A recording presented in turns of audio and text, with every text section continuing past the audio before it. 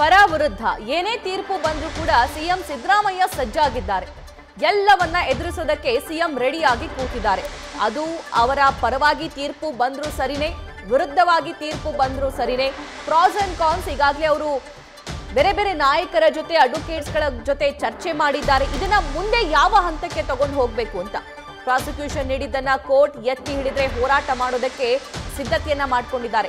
ಮುಂದಿನ ಕಾನೂನು ಹೋರಾಟಕ್ಕೂ ಕೂಡ ಸಿಎಂ ಈಗಾಗಲೇ ಹಿರಿಯ ವಕೀಲರ ಜೊತೆ ಚರ್ಚೆಯನ್ನ ಮಾಡಿಕೊಂಡಿದ್ದಾರೆ. ಹಾಗಾಗಿ ಸುಪ್ರೀಂ ಕೋರ್ಟ್ ಬಾಗಿಲು ತಟ್ಟೋದಕ್ಕೆ ಸಿದ್ದರಾಮಯ್ಯ ಅವರು ಸಜ್ಜಾಗಿದ್ದಾರೆ. ರಾಜ್ಯಪಾಲರ ವಿರುದ್ಧವೂ ಕೂಡ ದೊಡ್ಡ ಮಟ್ಟದ ರಾಜಕೀಯ ಹೋರಾಟಕ್ಕೂ ಕೂಡ ಪ್ಲಾನ್ ಆಗಿದೆ. ಈ ಬಗ್ಗೆ ಮತ್ತಷ್ಟು ಲೈವ್ ಡೀಟೇಲ್ಸ್ ನಮ್ಮ ಪೊಲಿಟಿಕಲ್ ಸೀನಿಯರ್ ಕರೆಸ್ಪಾಂಡೆಂಟ್ ಹರೀಶ್ ನೀಡ್ತಾ ಹೋಗ್ತಾರೆ.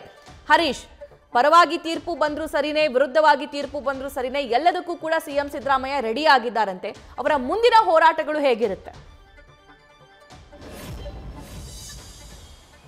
ಸಭಾ ಬಹಳ ಮುಖ್ಯವಾಗಿರುವಂಥದ್ದು. ಸೊ ಮುಡಾ ಪ್ರಕರಣಕ್ಕೆ ಸಂಬಂಧಪಟ್ಟಂಗೆ ಹೈಕೋರ್ಟಲ್ಲಿ ಯಾವುದೇ ರೀತಿಯ ತೀರ್ಪು ಬಂದರೂ ಕೂಡ ಒಂದಷ್ಟು ಸಾಧಕ ಬಾಧಕಗಳನ್ನ ಈಗಾಗಲೇ ಕೂಡ ಸಿಎಂ ಸಿದ್ದರಾಮಯ್ಯ ಮತ್ತೆ ಬಳಗ ಕೂಡ ಅದ್ರ ಬಗ್ಗೆ ಸಾಕಷ್ಟು ಕೂಡ ಚರ್ಚೆಯನ್ನು ನಡೆಸಿರುವಂಥದ್ದು.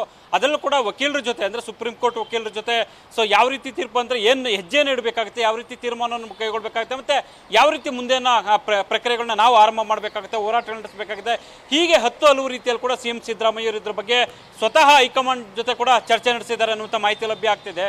ಸೊ ಮುಖ್ಯವಾಗಿರುವಂಥದ್ದು, ಒಂದು ವೇಳೆ ಪ್ರಾಸಿಕ್ಯೂಷನ್ಗೆ ಅನುಮತಿ ಕೊಟ್ಟಿರುವಂಥದ್ದು ಹೈಕೋರ್ಟ್ ಎತ್ತಿ ಹಿಡಿದಿದ್ದೆ ಆದಲ್ಲಿ ಮುಂದಿನ ಕಾನೂನು ಹೋರಾಟ ಯಾವ ರೀತಿ ಇರಬೇಕಾಗುತ್ತೆ, ಏನು ಮಾಡಬೇಕಾಗುತ್ತೆ ಅನ್ನುವಂಥ ವಿಚಾರಕ್ಕೆ ಸಂಬಂಧಪಟ್ಟಾಗೆ ಗಂಭೀರವಾಗಿ ಹಿರಿಯ ವಕೀಲರ ಜೊತೆ ಕೂಡ ಚರ್ಚೆ ನಡೆಸಿರುವಂಥದ್ದು.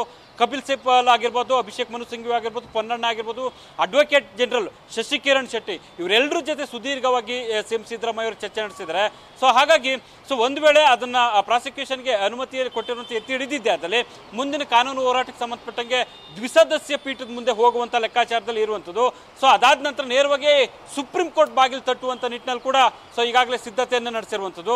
ಅದ್ರ ಜೊತೆಗೆ ಬಿಜೆಪಿ ವಿರುದ್ಧ ಮತ್ತೆ ರಾಜ್ಯಪಾಲರ ವಿರುದ್ಧ ಕಾನೂನಾತ್ಮಕ ಜೊತೆಗೆ ರಾಜಕೀಯವಾಗಿ ಕೂಡ ಯಾವ ರೀತಿ ಹೋರಾಟ ಮಾಡಬೇಕು ಅನ್ನುವಂಥ ನಿಟ್ಟಿನಲ್ಲಿ ಕೂಡ ಒಂದಷ್ಟು ದೊಡ್ಡ ಮಟ್ಟದ ರೂಪುರೇಷೆಗಳನ್ನ ಕೂಡ ಕಾಂಗ್ರೆಸ್ ಈಗಾಗಲೇ ಸಿದ್ಧಪಡಿಸಿಕೊಂಡಿದೆ. ರಾಜ್ಯದಲ್ಲಿ ದೊಡ್ಡ ಮಟ್ಟದಲ್ಲಿ ಹೋರಾಟ ನಡೆಸುವಂಥದ್ದು, ರಾಷ್ಟ್ರಪತಿಗಳು ಪಕ್ಷಪಾತಿ ಧೋರಣೆಯನ್ನು ಅನುಸರಿಸ್ತಿದ್ದಾರೆ, ಉದ್ದೇಶಪೂರ್ವಕವಾಗಿ ಸಿಎಂ ಸಿದ್ದರಾಮಯ್ಯ ಅವರನ್ನ ಟಾರ್ಗೆಟ್ ಮಾಡಿದ್ದಾರೆ, ಸರ್ಕಾರವನ್ನು ಅಸ್ಥಿರಗೊಳಿಸುವಂತ ಪ್ರಯತ್ನದ ಭಾಗವಾಗಿ ಈ ರೀತಿ ನಡ್ಕೊಂಡಿದ್ದಾರೆ ಅನ್ನುವಂಥ ನಿಟ್ಟಿನಲ್ಲಿ ಒಂದಷ್ಟು ಹೋರಾಟಗಳು ಕೂಡ ನಡೆಸಿರುವಂಥದ್ದು. ಸೊ ಇದು ರಾಜಕೀಯವಾಗಿರುವಂಥದ್ದು, ಜೊತೆಗೆ ರಾಷ್ಟ್ರ ಮಟ್ಟದಲ್ಲೂ ಕೂಡ ಒಂದು ಸರ್ಕಾರವನ್ನು ಅಸ್ಥಿರಗೊಳಿಸುವಂಥ ಒಂದು ಪ್ರಯತ್ನ ಮುಂದುವರೆದ ಭಾಗ ಅನ್ನುವಂಥ ನಿಟ್ಟಿನಲ್ಲಿ ಹೋರಾಟ ಮಾಡೋದಕ್ಕೂ ಕೂಡ ಹೈಕಮಾಂಡ್ ನಾಯಕರು ಈಗ ಸಿದ್ಧತೆ ನಡೆಸ್ತಾರೆ. ಒಂದು, ರಾಷ್ಟ್ರಪತಿಗಳ ಮುಂದೆ ಶಾಸಕರ ಪರೇಡ್ ನಡೆಸುವಂಥದ್ದು, ಅಲ್ಲಿ ರಾಜ್ಯಪಾಲರನ್ನ ವಾಪಸ್ ಕರೆಸಿಕೊಳ್ಳಿ ಅನ್ನುವಂಥ ಆಗ್ರಹ ಮಾಡುವಂಥದ್ದು, ಮತ್ತೆ ರಾಷ್ಟ್ರ ಮಟ್ಟದಲ್ಲಿ ಬಹಳ ಮುಖ್ಯವಾಗಿರುವಂಥದ್ದು ಎಲ್ಲಿ ವಿರೋಧ ಪಕ್ಷಗಳ ಸರ್ಕಾರಗಳಿದ್ದಾವೆ ಅವೆಲ್ಲಿ ಬಿಜೆಪಿ ಷಡ್ಯಂತ್ರ ನಡೆಸಿ ಉರುಳಿಸುವಂಥ ಒಂದು ಪ್ರಯತ್ನ ಮಾಡಿದೆ, ಮತ್ತೆ ರಾಜ್ಯಪಾಲರನ್ನ ದುರ್ಬಳಕೆ ಮಾಡಿಕೊಳ್ತಿದೆ ಅನ್ನುವಂತಹ ಅಂಶವನ್ನು ಮುಂದಿಟ್ಕೊಂಡು ಹೋರಾಟ ಮಾಡೋದಕ್ಕೂ ಕೂಡ ಈಗಾಗಲೇ ಸಿದ್ಧತೆ ನಡೆಸಿರುವಂಥದ್ದು. ಸಭಾ, ಥ್ಯಾಂಕ್ ಯು ಹರೀಶ್.